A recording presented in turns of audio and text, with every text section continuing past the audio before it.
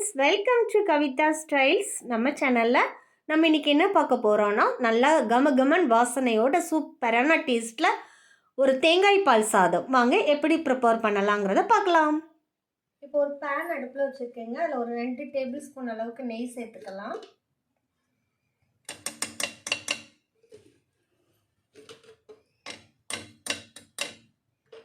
நெய் நல்லா மெல்ட் ஆகட்டும்.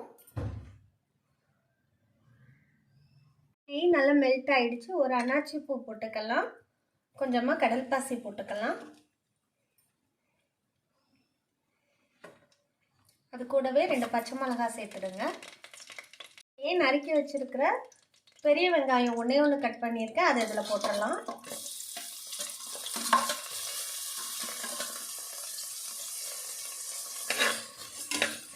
நல்லா வதக்கி விடலாம். இதுக்கு வெங்காயம் ரொம்ப வதங்கணும்னு இல்லை, கண்ணாடி பதம் வதங்கினா போதும். இப்போது வெங்காயம் நல்லா வதங்கிடுச்சுங்க. இதில் இஞ்சி பூண்டு பேஸ்ட் ஒரு ஸ்பூன் அளவுக்கு போட்டுக்கலாம். இது கூடவே பட்டை, லவங்கம், கசகசா, பெருஞ்சீரகம், ஏலக்காய் எல்லாம் சேர்த்து அரைச்சிருக்கேங்க. நல்லா வாசனையாக இருக்கும். இதை நல்லா வதக்கி விட்டுறலாம். பச்சை வாசனை போகிற அளவுக்கு வதக்கிக்கோங்க.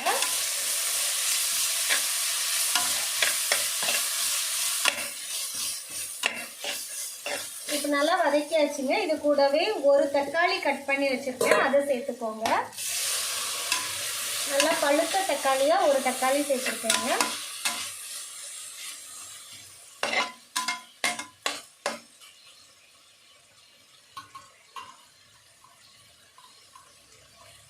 சாதத்துக்கு தேவையான அளவு உப்பு சேர்த்துக்கோங்க. இப்போ உப்பு சேர்த்து தக்காளி நல்லா வதக்கியாச்சுங்க. இது கூடவே ஒரு கைப்பிடி அளவுக்கு புதினா இலையும் மல்லி இலையும் எடுத்திருக்கேங்க, அதை இதோட சேர்த்துக்கலாம். இப்போ இதையும் சேர்த்து நல்லா வதக்கிடலாம்.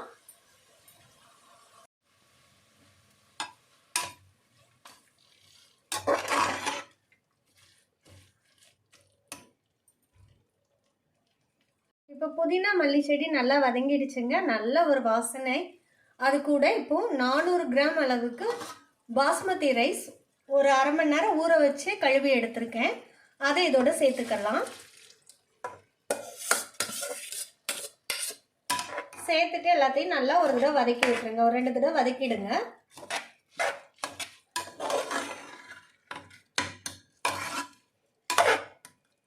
எல்லா அரிசியையும் நல்லா கலந்து விட்டாச்சுங்க. இந்த உலக்குக்கு ஒரு உலக்கு அரிசி போட்டிருக்கேங்க. இதுக்கு 2 உலக்கு தேங்காய் பால் சேர்த்துக்கலாம். தேங்காய் பால் 3 தடவை எடுத்து சேர்த்துருக்கேங்க. 2 உலக்கு ஊற்றிக்கலாம்.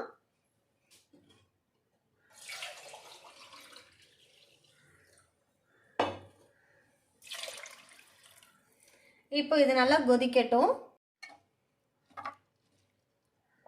கொதிக்கிற வரைக்கும் வெயிட் பண்ணலாம். இப்போ நல்லா கொதிச்சுட்டுங்க. அப்படியே தீயை சிம்மில் வச்சு குக்கரை மூடி வச்சுருங்க. வெயிட் போட வேண்டாம். 10 மினிட்ஸ் கழித்து பார்க்கலாம். சூப்பராக வெந்திருக்கும்.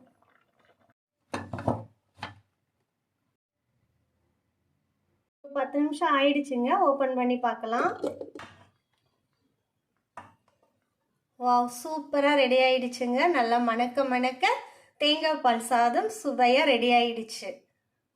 ஃப்ரெண்ட்ஸ், இந்த சாதத்து கூட வெஜிடேரியனாக இருந்தீங்கன்னா பட்டாணி குருமா, உருளைக்கிழங்கு மசாலா இதெல்லாம் ரொம்ப டேஸ்ட்டாக இருக்கும்.